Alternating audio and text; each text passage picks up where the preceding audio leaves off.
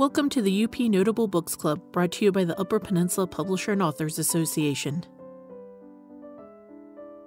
John C. Stott, Professor Emeritus of English, University of Alberta, has spent extended summers in the Upper Peninsula for over half a century.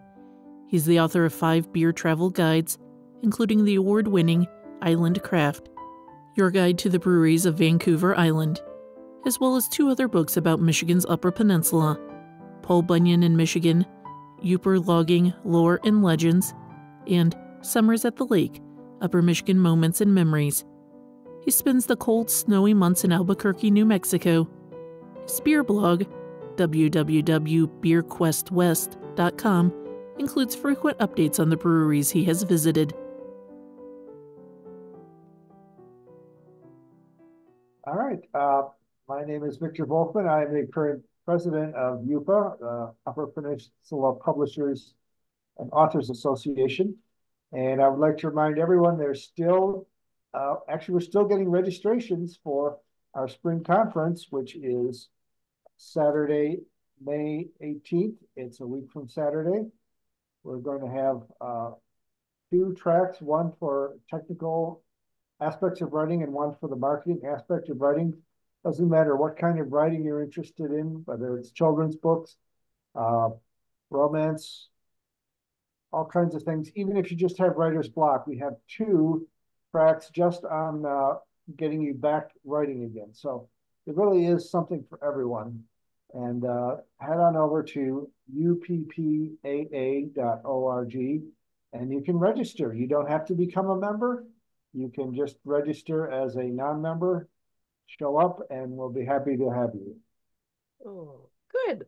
And for those of you who don't know, the newest installment of the what do we call it, Victor? Number 8, the Reader. B-Reader is out and available now. Correct? Yes. Yes, good. All editions are out, including the audiobook and the ebooks. I have a cover picture next to me, but it's a beautiful picture I took on our Pictured Rocks trip last summer. It was the biggest one. It's almost 100,000 words. It's the best bargain. It's a literary bargain of the century.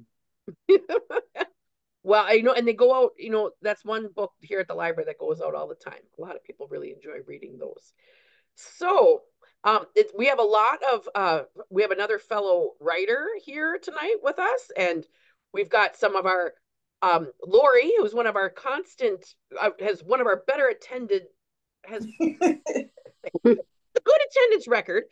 But you've grown an attachment there, Lori. Yeah, my husband, Steve. Hi, nice to meet everyone. Well, hi, Steve. Hi. Someone must like beer, I'm guessing, Steve. Oh, yes. Yeah. Well, good. I just have to say before we start that I finished up your book last night, John, and I took some notes, and it's pretty exciting. I think you I don't know how to say it. Like, it's pretty amazing how much you know about beer and how much I learned about beer. And I think I'm going to learn more about beer tonight. So I have some questions. I hope you're ready for them later on. But do you want to just kind of get started and tell us a little bit about how you came to write? You said I know a lot about beer. What I know and what I don't know there's a huge gap. This is what I know, and this is what I don't know. But I've learned a great deal since I started drinking illegally in the late 1950s. Hey, good. Yeah, well, tell us some more. So this is not your first beer book, so maybe you want to start with that, like how you got into this racket? Well, yeah, there's a lot of things, and it all leads up to Yooper Ale Trails. The first thing is I've been writing for a long time now. Since I was about 10 years old, I wrote in a notebook a story about the Vancouver Island Tarzan. I love the Tarzan books. And so this Tarzan killed grizzly bears and strange monsters in the Sasquatch. Anyway, but I've been very interested in travel books. My first job, I had to travel across the country on the train, and I read Travels with Charlie. And many years ago, I read a wonderful book called Driving to Detroit, which was partly an autobiography travel book. And so I'm interested in themed travel books. And when the craft beer movement came out, I thought it would be wonderful to do a book in which I traveled from my home to a destination and stopped at as many of the craft breweries as I could. And that was in Western Canada where I lived. And then I moved to New Mexico, so I had to do it. And one year I traveled down the Oregon coast, but the UP was always in the back of my mind in terms of writing about beer. So I love travel books. I loved craft beer. And for over 50 years, since the first time I went camping at a little lake south of Shingleton, I've loved the UP. So it brought my love of travel books, my love of writing, my love of craft beer, and my love of the UP all went into Yooper Ale Trails, plus a lot of beer too. And so that's how I got started writing travel books. But I wrote a couple of notes down, and the one thing I wrote down is 1971. And that's a combination of an important date for me and my family, an important date for beer in the Upper Peninsula. In 1971, we decided to go camping in the UP. That was when the UP to people living in Kalamazoo seemed like beyond going up north. We always used to laugh at people saying, "We're going up north." "Oh, where are you going?" "Oh, Ludington." That seemed far south. But we fell in, it was rainy when we arrived at the campground, but we knew this is the place we'd been looking for. And we've been coming back since. We moved to Western Canada, we came back to the UP. I moved to Hartford, we came back to the UP. I moved to Albuquerque, where I am, we keep coming back to the UP. But 1971 was the year that Bosch Brewing up in the Copper Peninsula closed its doors. And so there was no local beer up there. You had to buy hams, which was fun because of the bear. How many of you remember the Hams bear from The Land of Sky Blue Waters? Or you had to buy Stroh's, which was fire brewed, but there was nothing in the UP. Well, it all changed. Yeah, well, Okay. I'm sorry. Anyway, so in the mid-90s, the craft, thanks to Larry Bell in the Lower Peninsula, they allowed brew pubs.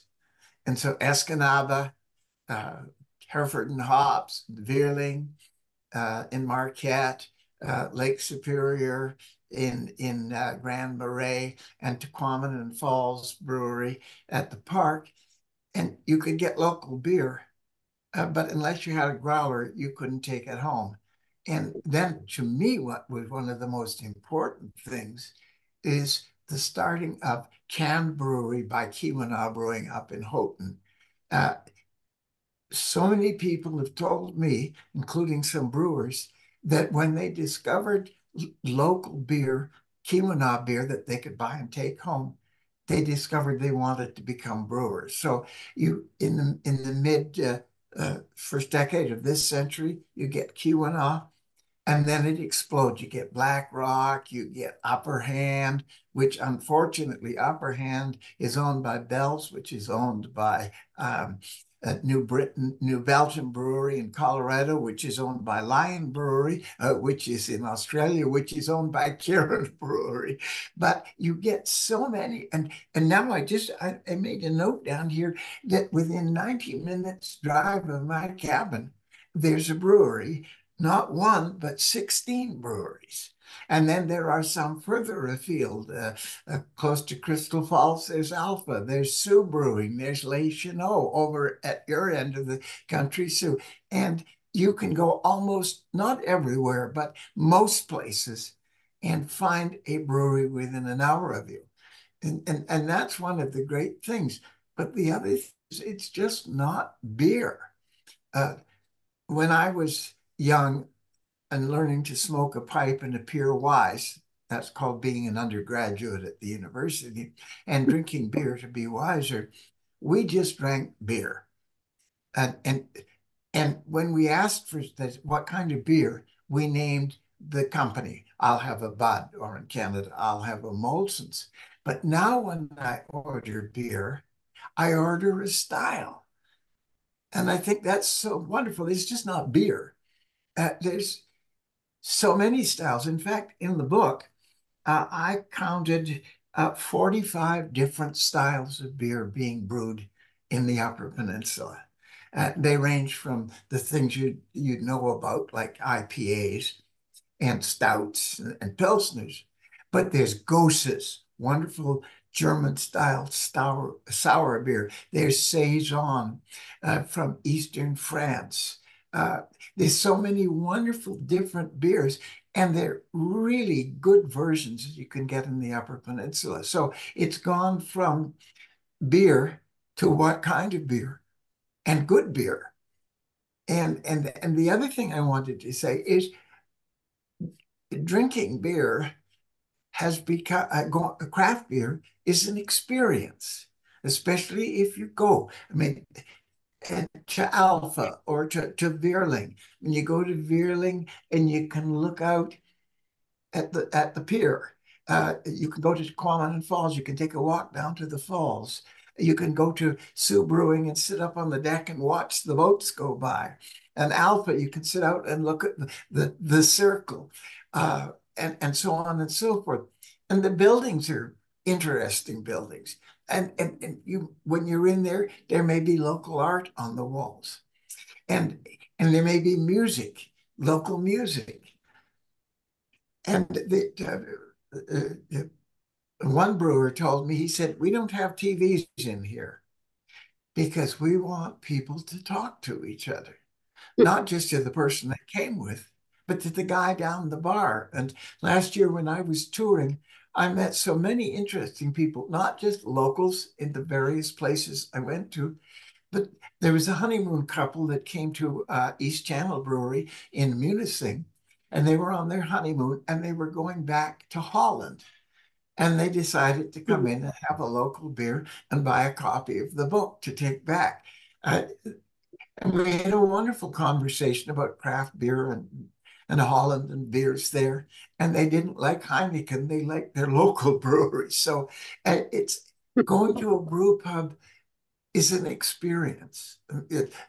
I say it's the 3 Ps: the place, inside and outside, the people, and the Pilsners, and of course, all the other beers. So that's what's happened to me and went into the writing of this book. That's my little spiel. I think the first time I kind of came in contact with these breweries or brew pubs is I taught for several years overseas, and they were quite common in Venezuela when I was working there, and we would go to them, and they were just they were nice because like I said, my son just turned 10 today, and when he was little, a lot of times these breweries, they're not open typically real late at night. They're more for the day, and they would have like blocks or puzzles or books or things for kids too. So it wasn't like, you were in a bar with a loud jukebox or bad language.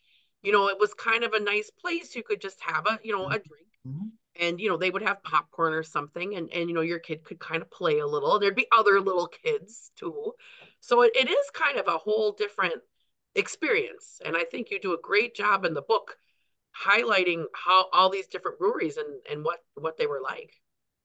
Well, it was a wonderful experience. I'd been to several of them over the years, but 2 years ago, I went to every one of them. I started out close to home in Munising at East Channel and by George, and I went over to Les Chenaux. And that was an interesting, I never, when I went up over the bridge, I always turned west to go to the cabin. I never went east towards towards Roman Island and saw a whole new area. And I know that's your country, Sue. And then going to the far west, going to Ironwood. And what a contrast Ironwood is to going over the bridge to Hurley, Wisconsin. I mean, they have Hollywood dancing girls in Hurley, but they had good beer in Ironwood and museums and nice places to walk around. So it's going around, and then I had a bunch of standard questions, how'd you get started, and what's the hardest thing about this kind of beer, and what beers would you recommend, and that kind of thing. But I think what I wanted to capture was the experience of the traveling and the being there. And then I think my last chapter has me sitting on the dock of the bay, sipping a couple of the beers that I brought back with me. Yeah. Yeah, it was an enjoyable read. And because we're kind of a nice little group tonight. So I want to know, I want to hear from like Victor and Lori's nice husband who's on tonight. And Sue, did you, I don't know if you had a chance to read the book yet, but, or have you been to some of the breweries in the book, or even if I'd love to hear what you guys have to say. Well, I'll kick it off, I guess. I mean, I certainly read the book. Indexing it was one of the toughest indexing jobs I've ever done. It's a very, very dense index. Very helpful. There's so many appendixes in that book, and they all have a different purpose, and it's very helpful, I think, to a reader.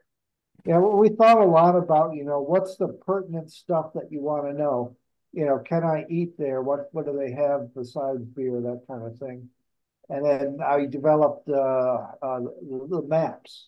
We went into great detail so that John's trails actually they make sense visually, and it would be like an afternoon's worth of driving. Each one is accessible. So there was a lot of intense amount of planning. Yeah. I haven't had any of the beer except Ordoc. Is that the one in Marquette? One of them, yeah. Yeah. I buy that in cans down here because I like it a lot. Oh, okay. How about Lori and your husband there? What do you think? Or what can you add to our beer talk tonight? Add to the beer. The book was great. You inspired us. Steve retired this year, so we have a little extra time to do things, and we're going to hit some of these trails just for something fun to do and check it out.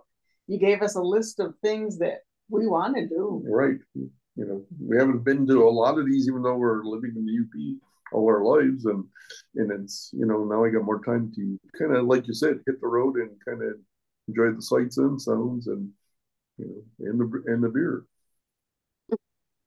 Well, one of the nice things about beer travel for me, people say, "Oh, it must be a lot of fun to just ride around the country drinking beer all day." Well, it doesn't quite work that way.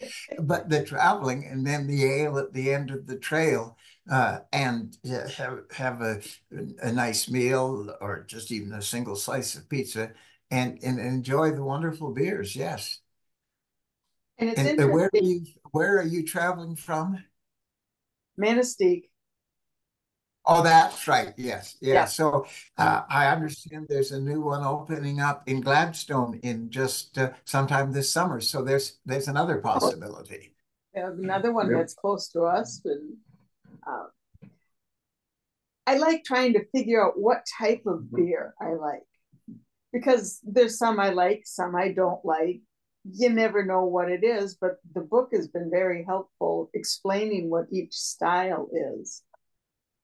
Well, one of the nice things that craft beer has brought in is you can get a little tray with a bunch of 3 ounce or 5 ounce of different kinds and sample them. I was at Veerling's one time, and you could order 5 or 10, and the man and his family next to me ordered 10. And when the father came, his eyes were open like a kid's eyes in a candy store. He couldn't believe all the beers he was seeing. But that's one way of trying, is just getting a flight, or even they'll give you a little wee taste, kind of the taste that my grandmother would take. How about you, Sue, over there in your neck of the woods? Have you been to the breweries, or are you? Well, I'm the odd man out here. Victor already knows this. I'm a teetotaler. Okay. There is a very good reason for that. Unfortunately, in my family, that's a necessary thing to be. Yeah, we have a great number of Native American ancestry, great amount of Native ancestry, and a lot of alcoholics. And so when I was a teenager, I made that decision and I've stuck with it. However, I love the distillery down in Les Chenaux, and often go with friends or with relatives. And their food is great. And it's interesting for me to learn about it because brewing is a science. And to me, that it really captures me. And I love to cook, and I love to figure out how recipes go together. And so it all kind of, it's an interest area for me, even though I have to be very careful in my life. And I'm very happy for the rest of you that you don't have to be careful in your lives, that you enjoy this, and this can be a part of your life. And I love learning. So thank you very much, John, for the learning. It's a whole new area for me.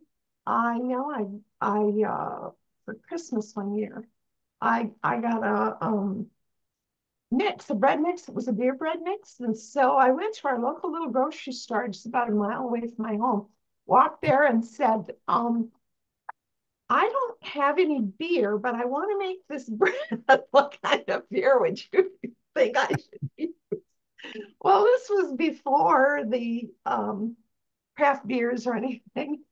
And the guy who owned the store, our neighbor, says, I haven't got a clue. I've never made beer bread. I said, well, you know what? I really love horses, so I guess I'll get a Budweiser. Can I buy just one? That's kind of my story about beer.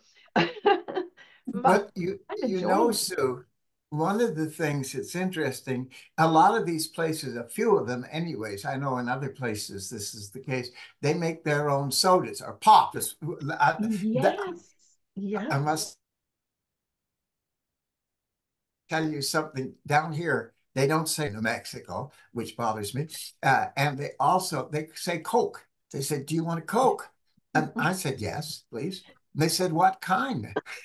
And they meant pop. That's what they call pop here. But you don't have to drink to enjoy the environment of, Les Chenaux down there. And up in the Soo, you can sit up on the deck that they've built at the Soo Brewery and watch the boats go by and enjoy the company. It's not, there's an old bar that burnt down that I'm sure many of you know, and I think about it when I pass by what was it called? The Taiga, just on the way from from Munising to Marquette, and it burned down a few years ago. And that's not the kind of bar you would go to sit quietly and have a conversation with people. But you can with these places, and it's the experience. I keep using that word, that you can enjoy regardless of what you're sipping. Yes. Although I don't review any pops in the book. I'm going to give a copy to our son, who loves craft beers. And I know, and I think a lot of times these breweries too, at least in Alpha, usually the soda is free. They have a whole refrigerator because they want the driver to have a free soda, or they want the kids to have. So it's sometimes, Sue, you'll spend less money than your friend. Well, you mentioned Alpha, which I thought was one of, I would never have been to Alpha if it hadn't been for writing this book. And as I drove in off the main highway on the way to Crystal Falls, it said, "Welcome to Alpha." And it made you feel welcome, the sign. And the brewery, local people coming back to start up the brewery, and the summer people coming, and the T-shirts. He said they've seen T-shirts in Europe saying Alpha Michigan Brewery. So they're local places, and telling the story of local areas abroad too. Yeah, it just ended up being kind of a funny day today with my son's birthday and all, because we always do these on the second Thursday. We have a commitment to this because yes, gonna try to broadcast from the brewery today, but that didn't work out because they're really good people over there. And you mentioned that in the book, that they say they brew with a purpose. And they have so many fundraisers there. And our library this past winter was a part of a mega fundraiser, which actually pays for a lot of these UP Notable book, our end, because we do pay the authors for, speaking to us. And they were just great. We had a huge day there where we had, raffles and soup and sandwiches and, different things. And they renamed one of their beers Well Red for got, like half of the proceeds of that beer in a 2-week period. I mean, they ended up between Mike and Mary, which is one of the couples that run the place, and the brewery itself, I think they handed over about $1,000 to the library. Yes. So, I mean, it is wonderful. The community, like you're telling us, John, is a big part of it. So, yeah. And yeah, go ahead. They're little communities. Marinesco, another place I'd never heard of until this happened. And I went in there, and local people wanting to provide a place for the community and also for the summer people. Of course, the lake is right nearby. And and I went to Cold Iron in Ironwood, and they were having a community gathering. There must have been 150 people there to celebrate the volunteers for their winter ski festival.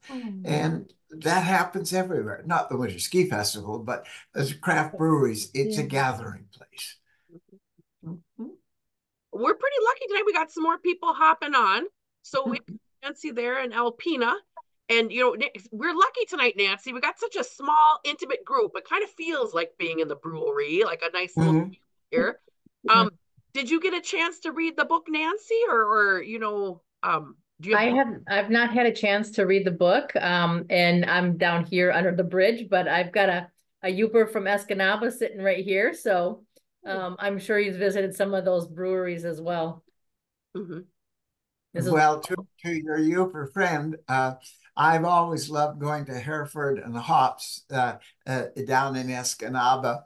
I've never been in Escanaba in the moonlight, but I have been there in the daytime and enjoyed that. And even though it's now owned by a Japanese international conglomerate, going to Upper Hand as well.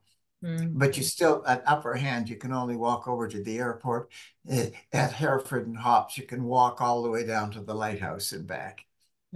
Yes, I live about a mile and a half from Hereford and Hops and Upper Hand. So I'm familiar with both of them. I visited them, throughout the years. And they have one of my favorite, I don't usually mention specific beers, but one of my favorite sipping on the dock of the bay kind of beer is called Laughing Fish, and it's a Kolsch, a light beer. And I love the name, and I love the beer too. Absolutely.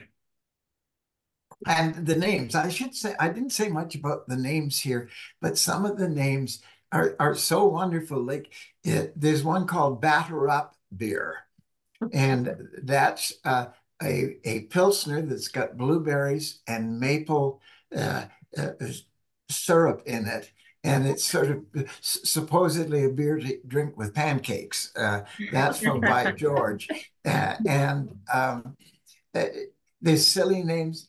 If you go to Cognition, which used to be Cognition in Ishpeming, but which is now in Marquette, they have some crazy beers and wonderful beers. One of their beers, they put do you remember those awful cereals our kids used to eat, like blueberries and Count Chocula and things, where they put a little bit of, in their blueberry beer, of blueberry cereal in it, just a tiny bit, and gave it a crazy name too. And which reminds me, if you're going to start a brewery and you don't have a blueberry beer, you're in trouble. Somebody called it the national beer of the Upper Peninsula, blueberry beer. At the 51st State Brewing in Kingsford, he told me one day one of his customers came in and said, "I'll have whatever the title of their beer was, blueberry beer." And he said, "I'm sorry, we ran out." And he turned around and walked out again. But everybody has the blueberry beer. And some are Pilsners, some are wheat beers. Some have vanilla, a bit of vanilla in them. But they're all really interesting. When I came back to Albuquerque this year, I brought a can of about 6 different blueberry beers, and we had a little tasting of the UP, tasting all the different blueberry beers. Yeah, I asked my husband and my father, we were just driving back from, She's done. What beer Cognition was in the UP, and they couldn't guess it. And then when I told them, they're like, "Oh, okay, that makes sense." But yeah, that came up a lot in your book, how much the blueberry. But I want to try, I don't know if Lori has this on her list, but I'm interested in trying that strawberry basil beer. That was in one of the first breweries that you mentioned. That sounded good. I think that was Les Chenaux, I think, and they used local strawberries and real basil. Yes, it wasn't there when I was there, so I wasn't able to try it. But the fruit beers can be really good if you just hint at the fruit. You shouldn't be drinking a blueberry milkshake. You should be drinking a beer with just a taste of blueberries. And the same with the other fruit beers. I've even had beer with dill pickle juice in it. And it may sound funny, but it really went well with a grilled cheese sandwich one sunny afternoon, sunny lunchtime. That's the one. There's one you mentioned in the book that had sour cucumber. There was a sour cucumber beer. Yes. And that would just give it, if you've ever had water with cucumber in it, ever, those big tanks and you get water. It was like that. It just had a slight taste of cucumber. And then, of course, dill pickles coming from cucumbers. This one had the dill pickle taste. It was from New Mexico, not from up there. But I mean, I was looking at the fruit beers here beside blueberry, and I counted how many did I get? I got 17 different blueberry beers that I listed. But there are orange flavored beer with a touch of orange in them. There are a lot of maple syrup beers and so forth. So if you don't like, I have a friend that says it tastes like beer. So I give that friend one of these flavored beers. Now, one thing that was new to me, and you mentioned this in the book, I think 2 or 3 times, bubble gum, that some beers taste like bubble gum. Belgian beers use a candy sugar in the fermentation process. That sort of gives them a slightly bubblegummy taste. That's what that is. But some Belgian beers do that. Yeah. And some beers, yeast is the big thing that turns. I mean, here's these little animals. They gobble down the fermentable sugars, and I won't describe the digestive process, but it ends up as alcohol. And you buy certain kind of yeasts for this, that, and the other from the suppliers. But you can also make the ingredients for beer. You can have your hops and your malt and your liquid called wort, and then you take it outside in a big trough called a coolship. And the wild yeasts that are in the air will do that. Barrel and Beam in Marquette is a place that makes wild fermented beers, and it's a bit of a dicey thing, because evidently 10% of the time the wrong yeasts give the wrong flavor, but when you get it, it's new and different, and that's Barrel and Beam that does that. So and that's a kind of that's the way it used to be. Evidently they didn't know what yeast was, and they thought it was some divine power that was put into the beer. They used to call yeast God is good because what God did to the beer. But even when in Africa, when they used to make whatever it was the wild yeasts that fermented it. So you can have wild yeast beer if you want to. Neat. Shelley's on tonight, and from the Marquette area, correct, Shelley?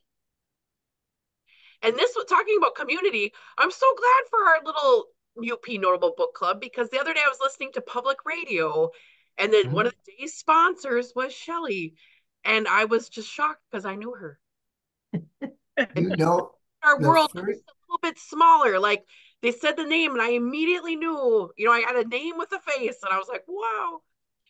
That's what I listened to. That's where I discovered about Veerling's restaurant in the 1980s. They said, this is brought to you by this hour by Veerling's.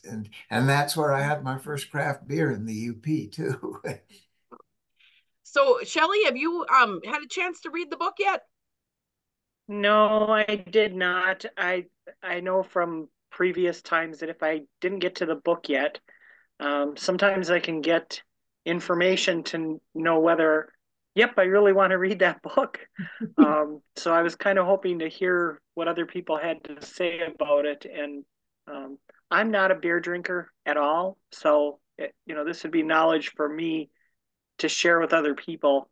Because, the other people in my family might drink. I don't. But it's interesting. And I've already made some notes about the blueberry thing. Yeah, and John is a very readable author. I'm not a craft beer connoisseur by any means, but I felt your book was, I just wanted to keep reading it. You have a nice style, Well, it's a travel book. I think, it's a travel book in which beer is the destination, but the journeys, well, you're all Yoopers, except for the people from Alpena. But anyway, but you're welcome up. But it's traveling. I mean, to get from one brewery to the other, I mean, even if you walk from Veerling and then you go over along Spring Street and you go to Ordog, and then you pass the courthouse and you go up 3rd Street, all those funky little stores and interesting little boutique places. And then you end up at Black Rocks or Cognition. You've had a lovely little journey. Yeah. Is anyone, we guys might have some questions for John, because he did a lot of work to put this book together, and we should benefit from his drinking. So anyone want to ask him? Minutes ever said they've benefited from my drink. I don't want you to think it was all for you, John. Sorry. Go ahead, please. I couldn't resist. Anybody got a question or a comment or something they want to know more about? Yeah, go ahead, Sue. Let me get myself off of mute here. How do I do that? Wait. Pardon me, I couldn't quite hear. So hit it again. You were not muted. Now you are muted. No, I okay. I've always got it backwards. How long ago did you get the idea for this book? Well, I got the idea for this book after I'd written one about the Oregon coast. about beer in the Oregon coast. I went around the Washington Highway 101. In fact, if you look over my shoulder, that's the one about the Oregon coast. And but it really started when I did a book about Paul Bunyan. I'd been coming up here for years, and just going to the old logging places, just discovering a big stump in my backyard. So I did the retelling of the Paul Bunyan stories, and then I went to the Oregon coast and did one on my home of Vancouver Island. And I said, by that time, there was an explosion of breweries and enough for a book. And I sent Victor a copy of a couple of my other books and said, there's enough for a book here. And he said, go for it. And so thank you to Victor. If it weren't for Victor, I'd still be thinking about it. So anyway, I had originally thought of doing that.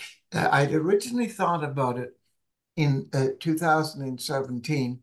And then family things happened and I couldn't get up there regularly. And then COVID happened. And then Victor and I worked on summers at the lake. And after that, I decided it's time, there's enough breweries. It's time to travel around and do Yooper Ale trails.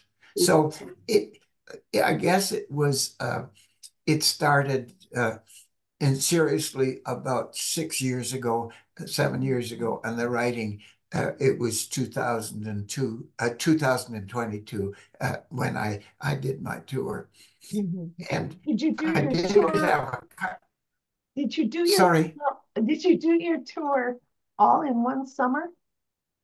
Yes, but I used my cabin as a center place, and the local ones I went up to Clominan Falls and came back that day. But then when I went out to your part of the country, Sue, or over to your part of the country, Evelyn, and I would go overnight and up to the Copper.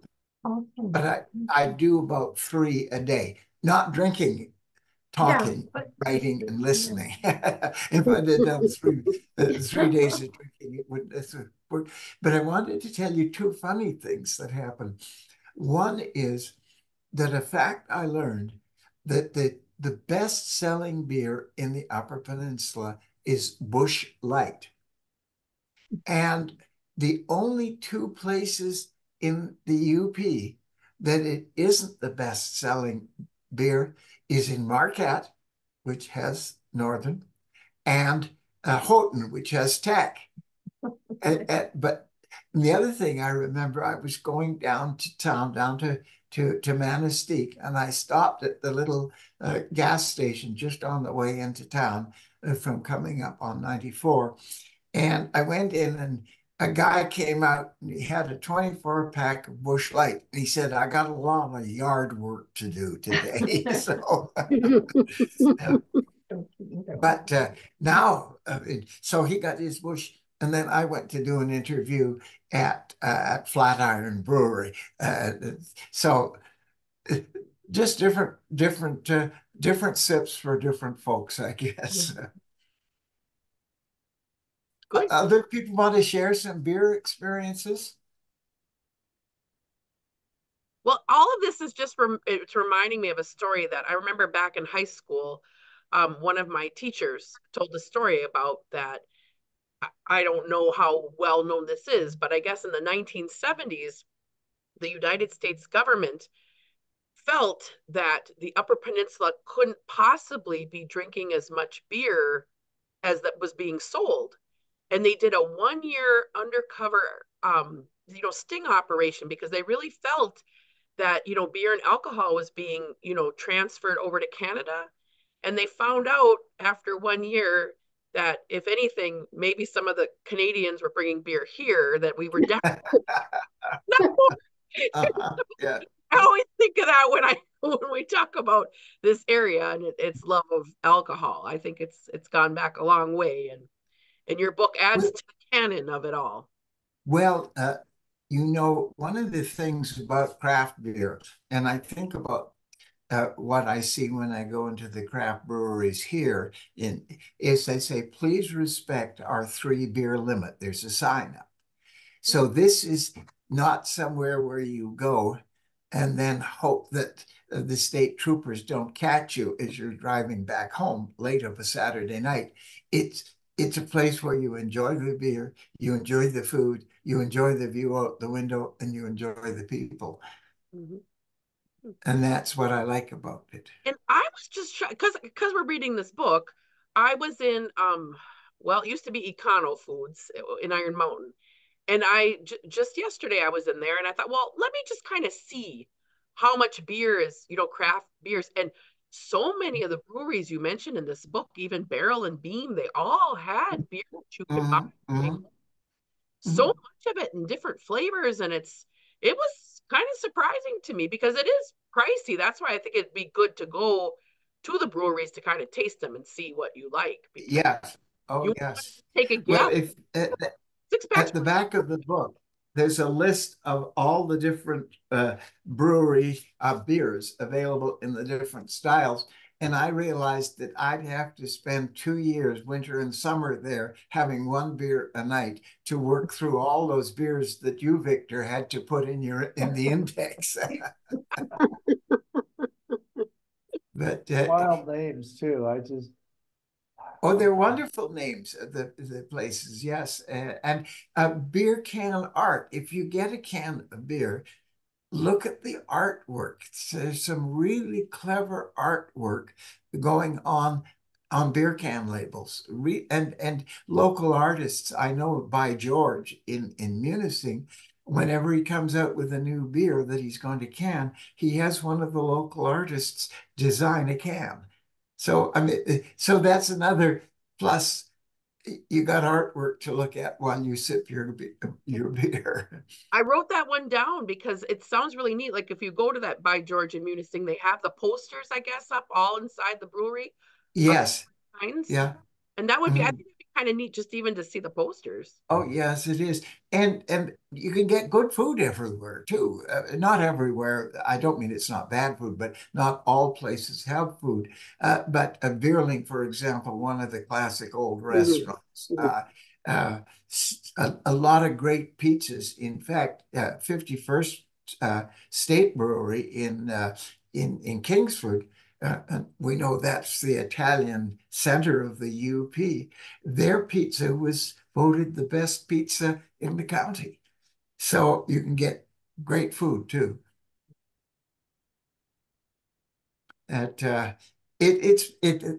Since I first had some craft beer, and this is about 35 years ago now, I remember I had a taste of it, and I said, "Hey, this tastes different." And my friend said, "Yeah, it has taste." And, and I thought, so true, and such different tastes too. John, have you attended very many beer fests, or do you recommend any in the Upper Peninsula? Well, there's the big ones and the little ones. I personally don't like beer fests myself because I'll only have 2 or 3 beer. Little beer because I know I'm having to drive. But the big one is the Fall UP Beer Fest in the Lower Harbor in Marquette, which is the weekend after the weekend of the UPPAA picnic. The week after Labor Day. It's a huge one. They get 80 or so places. And it's really funny when you go, the old pros at these, they have pepperoni stick lanyards around their neck so that they can eat along the way. And there's a little one in Manistee every middle of August, which is small, and you get to know the brewers and the people. And there's a lot of others dotted around, new ones coming up regularly. But if you want to see the big one, go to the Lower Harbor the week after Labor Day. But get your tickets early. Go to the Michigan Brewers Guild and get your tickets early. But I'm not a big fan of that. I like to go to the brew pubs, or I like to sit quietly with a friend and watch the clouds go by across the lake. So, but I do love writing about craft beer, and I love writing about the UP too. So what a wonderful combination. Will there be a sequel?